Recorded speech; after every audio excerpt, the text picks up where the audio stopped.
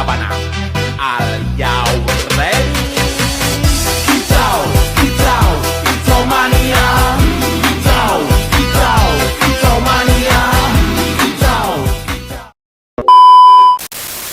Assalamualaikum warahmatullahi wabarakatuh. Salam Om Swastiastu, Namo Buddhaya, salam kebajikan bagi kita semua. Sebelumnya, selamat pagi Bu Wisma dan rekan-rekan semuanya. Kami dari kelompok 5 akan memaparkan hasil diskusi dari kelompok kami terkait permohonan kepailitan yang dihubungkan dengan putusan nomor 13 garis miring PDT titik sus garis data pailit garis miring 2025 garis miring PN Niaga Surabaya. Sebelum kita memasuki inti pembahasan, alangkah baiknya kita memperkenalkan diri terlebih dahulu. Saya sendiri Gavaris Tunugra dengan NIM E00233133 dan rekan saya Ivana Krisya Rama Putri dengan NIM E00240056. Saya Nikola Rasati Sardoyo Putri dengan NIM E00233373. Saya Nafadija Parameswari dengan NIM E00233363. Saya Novita Fitri Adena dengan NIM E00233378.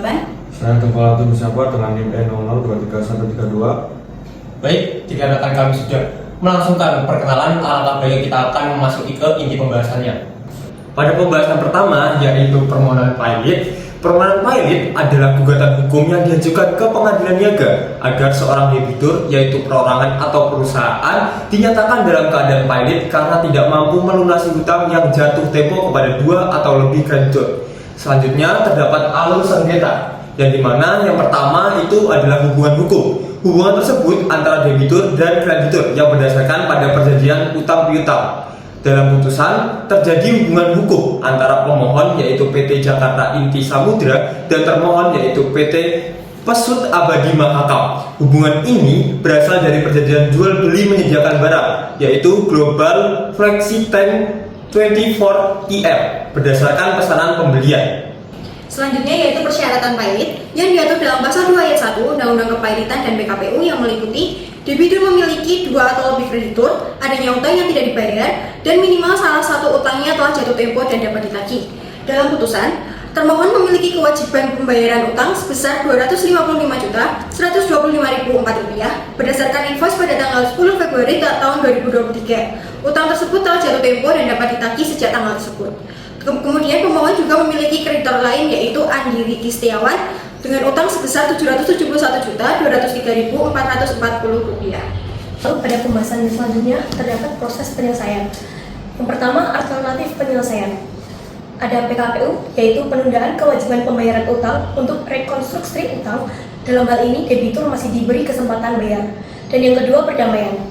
Dalam putusan, pemohon telah melakukan upaya melalui 2 kali somasi, yakni pada tanggal 2 Mei dan 10 Mei tahun 2025, namun tetap tidak dibayar. Kemudian, apabila PKPU gagal, kreditor dapat mengajukan permohonan pailit atau debitur mengajukan sendiri secara sukarela. Nah, dalam putusan tersebut, karena utang tetap tidak dibayar dan syarat kepailitan dianggap terpenuhi, maka pemohon mengajukan permohonan pailit ke Pengadilan Niaga Surabaya. Memasuki pembahasan ketiga yaitu mengenai proses penyelesaian di pengadilan niaga. Proses dilakukan secara singkat melalui pendaftaran permohonan, sidang dan pembuktian sederhana sesuai dengan pasal 8 ayat 4 yaitu cukup membuktikan unsur pasal 2 ayat 1. Tidak perlu pemeriksaan panjang serta bukti umum berupa invoice, somasi, dan pengakuan.